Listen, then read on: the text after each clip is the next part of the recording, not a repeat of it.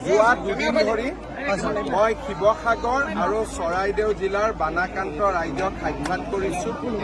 অহাকালি ভাৰত চৰকাৰৰ মন্ত্ৰী জে.পি. নাড্ডা ডাঙৰীয়াও আহিব আৰু আমি প্ৰচেষ্টা কৰিছোঁ যে বানাক্ৰান্ত ৰাইজক কেনেকৈ আমি সহায় কৰিব পাৰোঁ। 9 তাৰিখৰ পৰা আমি জৰীপো আৰম্ভ কৰিম যাতে বানাক্ৰান্ত ৰাইজক আমি যিমান সোনকালে পাৰোঁ আমি সহায়ৰ হাত আগবঢ়াব পাৰোঁ। ছাৰ, ইয়াত এটা প্ৰশ্ন হৈছে মাটি পট্টাৰ কথা কৈছে। এইটো বানৰ লগত সম্পৰ্ক নাই। কলখনি গাঁও আছে, এখন VGR হয়। গতিকে এটা প্ৰচেছৰ মাজেৰে আমি কৰিব লাগিব। বসুন্ধৰা 4 তাৰ ব্যৱস্থা ৰখা আৰু ছাৰ, বানাক্ৰান্ত যিবিলাক হৈছে কৃত্ৰিম বানপানীত হোৱাবিলাকেও 15,000 পাব নাই, এইটো প্ৰশ্ন এটা হৈছে। যাৰ ক্ষতি হৈছে আমি দি দিম আৰু প্ৰায় 1 লাখ মানুহৰ তালিকা বনিছে। গতিকে আমি আৰু তাক বহুত বেছি চোৱা নাই। জিলা আয়ুক্তই যাৰ নাম দিছে তাকে আমি দিছোঁ। ঘৰটো বনাই দিব। একদম কাৰণে আমাৰ নগৰৰ পানীখিনি ওলাই যোৱা নাই। নগৰৰ পানীটো ব্ৰহ্মপুত্ৰৰ অলপ সীমাটো ওপৰত থাকিলে পানীখিনি ওলাই যোৱাত অসুবিধা হয়। পাম্প আদি লগাব পাৰি নেকি তাৰ ব্যৱস্থা আমি কৰি আছোঁ। যোৱাকালি অইল ইণ্ডিয়াৰ পৰাও পাম্প আহিছে। আমি চেষ্টা কৰিম যিমান সোনকালে পাৰি পানীটো। ছাৰ, আমাৰ এটা অবজাৰভেশ্যন আছে, হাইৱেটোত মানে এটা ডেম টাইপ হৈ গৈছে। হাইৱেটো এটা মথাউৰি টাইপ হৈছে আৰু হাইৱেটোৰ কাৰণে ইফালৰ পৰা পানী সিফালে অহা নাই। আচলতে শিৱসাগৰ চৰাইদেউ জিলাত আগত বানপানী নাছিল কাৰণে হাইৱেটোৰ ডিজাইনটো তেনেকুৱা হ'ল। এতিয়া মই NHIDCLক অনুৰোধ কৰিম যাতে ক্ৰছ ড্ৰেইনেজ কৰি দিয়া হয়, কাৰণ এইটো আগত তেনেকুৱা হোৱা নাছিল কাৰণে এইফালে তেওঁলোকে ক্ৰছ ড্ৰেইনেজ খুব কম দিছিল।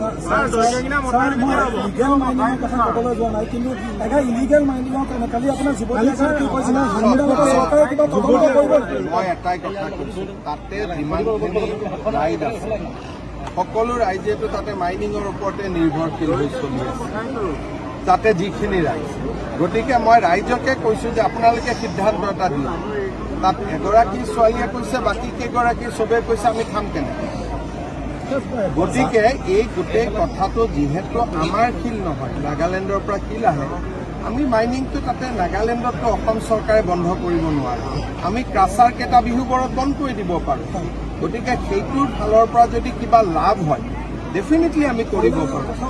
কয়লাওতো অসমততো নহয়, নাগালেণ্ড এখন চৰকাৰ, তেওঁলোক এখন নিজৰ চৰকাৰ।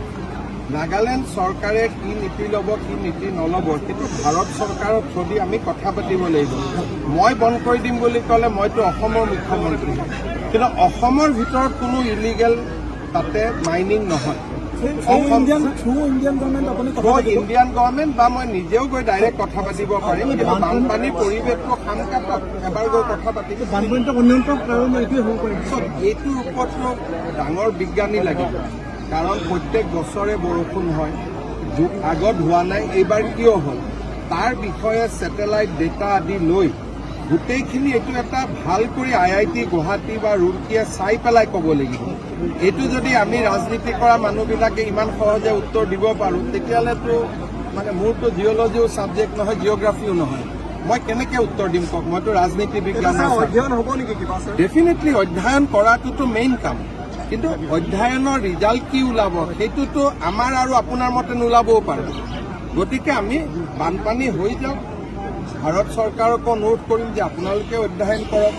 নাগালেণ্ডতো বানপানী হৈছে, তেওঁলোকেও অধ্যয়ন কৰিব লাগিব, তেওঁলোকৰোতো অৱস্থা বেয়া হৈ আছে। গতিকে যি মথাউৰি কৰিব লাগে আমি কৰি দিম, খালি ৰাইজে মাটি বাৰীখিনি দিলে হ'ল। কালি নাড্ডাজী আহিব, আমি নেপালী খুঁটিত লৈ যাম।